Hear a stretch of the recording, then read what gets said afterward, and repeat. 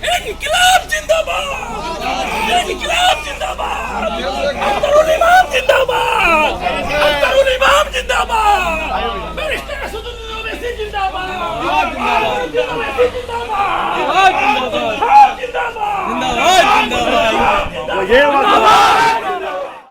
मल्लाह का लीडर मालूम, मेरा लीडर कौन है हमको मालूम नहीं था। अगर बैरिस्टर असदुद्दीन ओवैसी हमारे सामने न हो तो उस चौराहे के बच्चे का जो हाल है वही हाल हमारा होता।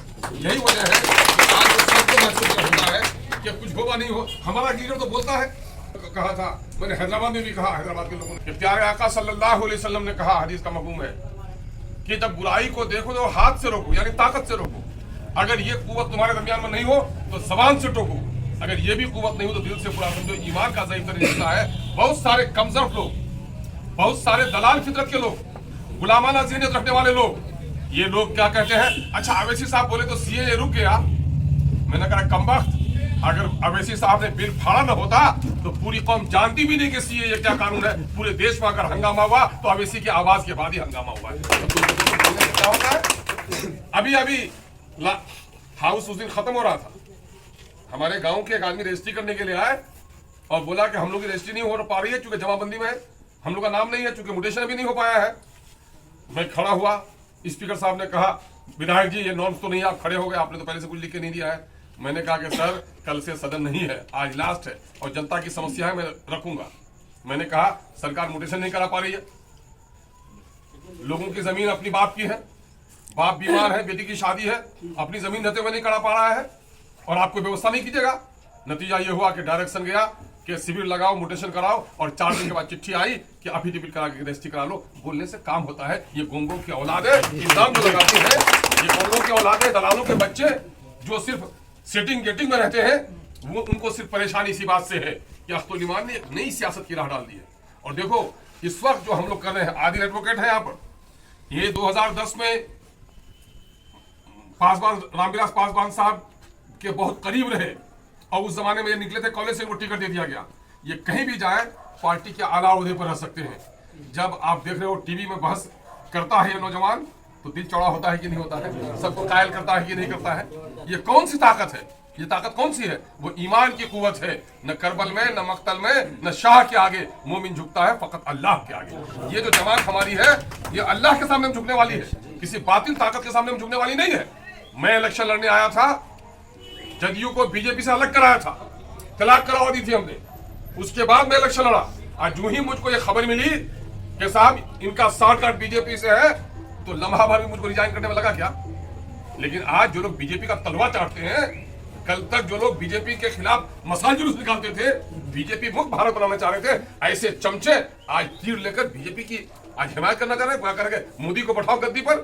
मैं समझता हूं नौजवानों, तुम्हारा जोश, तुम्हारा जुनून, तुम्हारे पेशानी की हरारत पुकार पुकार कर कह रही है कि सूरज पूरब का पश्चिम से तो निकल सकता है लेकिन किशनगंज से बीजेपी का कुछ नहीं। यही वो जज्बा है आपको जिसने आपको जगाए रखा है। हम आपके जज्बे को सलाम करते हैं। इंशाल्लाह बात हम लोग तफसील से करेंगे। इस वक्त मैं 2-3 बातें कहना चाह रहा हूँ और जाना है। और 10 होते हैं, 11 होते खिलाड़ी, और उसमें से कोई एक गोल करता है लेकिन पूरी टीम की कामयाबी होती है। मैं आपके टीम का एक फर्द हूं, मैं एमपी हूं, मैं एमएलए हूं, मैं आपके दरमियान का हूं। ये बड़ी बात नहीं है। इसके लिए आपको कुछ काम करने होंगे। मैदान जंग में जो तोप चलाता है और जो उस कांटेदार झाड़ी में खड़े रहने के लिए उसके पैर में अच्छा जूता बनाता है, बर्फीली चट्टानों पर चलने के लिए उसका जूता सीता है, वो सिपाही भी उतना ही, वो जूता सीने वाला उतना ही हकदार है जितना तोप चलाने वाला है। वो तोप चला नहीं सकता अगर उसका पाँव महफूज नहीं होता। उसका पाँव उस वक्त तक महफूज नहीं होता जब तक वो जूता सीने वाला उसका जूता नहीं सी के देता। मैं कितना ही काबिल हो जाऊं, आपके बगैर मैं अधूरा हूं, आपके बगैर मैं अधूरा हूं। आज जो कुछ भी मैं हूं वो आपकी वजह से हूं। मैं किशन का एमएलए नहीं बनता तो क्या अमोर के लोग मुझे एमएलए बना देते?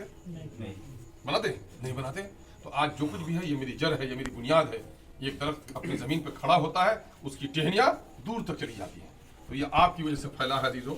और अल्लाह तबारक तआला का बड़ा एहसान है, इस जमात को मुखलिसीन की एक बड़ी जमात मिली हुई है। अभी जानते हो हमारे दरमियान में एक शख्स जिनके बच्चे अमेरिका में हैं, बड़ी मुलाजमत किया बड़ी कंपनी में, कांग्रेस का लंबे समय से वो रहे, स्टेट स्पोक्समैन रहे, पॉलिसी साज कमेटी के मेंबर रहे जनाब इंजीनियर आफ्ताब अहमद साहब, जान रहे हो आज 3 महीने से वो शख्स अपना घर छोड़कर आपके किचन में कैद किया। न उनके कोई नाली की जरूरत है, न उसके बच्चे को कोई लाइसेंस की जरूरत है, न उसके बच्चे को ठिका की जरूरत है, न उसके दरमियान में कोई टिकट लेने वाला है। ये कौन? ये दूसरे लोग तो ला सकते हैं, लोग बोरो करके कहीं, लेकिन मुखलिसीन की जमात दूसरे जमात को मुयस्सर नहीं है। ये मुखलिसीन की जमात है। अब इसी साहब को क्या करना है? यहाँ से अपने बेटे को लाना है, वज़ीर आज़म बनना है जो और बढ़ जाएगा, है ना? कुछ भी नहीं। क्या है, सिर्फ 2015 में जब हम लोग लेके आए, जब उस शख्स को इस इलाके की तस्वीर दिखाया तो उस शख्स के आंखों में गोया नमी आ गई। उसने कहा अख्तर साहब, हमने तो भारत दर्शन किया था लेकिन भारत का ये हिस्सा हमने नहीं देखा था, है ना? मैं आप लोगों के सीमांचल के लोगों की लड़ाई लड़ूंगा और कभी भी पार्लियामेंट में उसकी हाजिरी ऐसी नहीं हुई जब वो सीमांचल के जुमले पार्लियामेंट में नहीं सुनाया गया। तो ये सारे वो लोग हैं जो लोग आपके दर्द की लड़ाई लड़ते हैं। मैं चूंकि ये जंग की शुरुआत में कह रहा हूँ, जंग की शुरुआत में मैं अपने तमाम कारकुनों से गुजारिश करूंगा, हमदर्दों से गुजारिश करूंगा कि देखो मेरे भाई, ताकत जमात में है, ताकत जमात में है। कतरा दरिया में है तो दरिया है, और दरिया से निकल गया तो कतरे का कोई वजूद नहीं है ना? ये दीवार जो एक ईंट बीच में उसका नज़्म ज़ब्त सीमेंट और बालू, और मिस्त्री ने जहाँ बैठा दिया वो ऊँट को अगर रूह अल्लाह दे देता और कहता कि नहीं मैं नीचे नहीं रहूंगी, मैं ऊपर रहूंगी, तो हर ईंट यही कहती कि मैं ऊपर रहूंगी, क्या ये दीवार बन पाती? नहीं बन पाती। लेकिन आज ऊपर की ईंट हो, नीचे की ईंट हो, दीवार कहलाती है तो सबके इज्तिमा का नाम है। ये जो जमात है हम सबके मजमूए का नाम है। ईंट एक से निकल जाए तो दीवार कमजोर हो जाती है, और जमात से जब कोई फर्द निकल जाता है तो जमात कमजोर हो जाती है।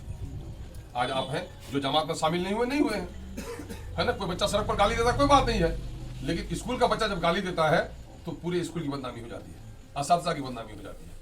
जब हमारी तंजीम में लोग, गुजरात में 4 आदमी को हराने की जिम्मेदारी दी थी और बिहार में सिर्फ 1 आदमी।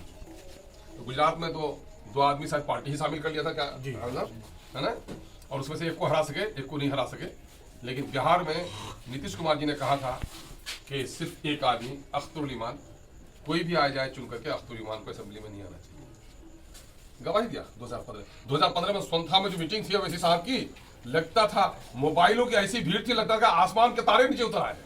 वो जंग कहीं हारने वाली थी, लेकिन हुआ अल्लाह की मसलहत, है ना अजीजों? बहुत सारी तारीखें आपको नहीं मालूम कि अल्लाह तबारक तआला कभी मुसीबत से भी नई राह निकाल देता है। हजरत सैयदना यूसुफ अलैहिस्सलाम को उसके भाइयों ने कहाँ डाला? कुआं में डाला। कुआं से मौत करीब होती है, लेकिन अल्लाह ने उसको मिस्र के तख्त पर बैठा दिया। अल्लाह जिसे रखे उसे कौन चिखे मियां? हम लोग को यकीन है, लोग बोलता है सरकार के खिलाफ, आज जो ही मुख्यमंत्री आया ना उसकी शैली बदल जाती है, और मुख्यमंत्री जब आता है तो अख्तरुल ईमान की शैली और ऊंची हो जाती है। कौन सी कुव्वत?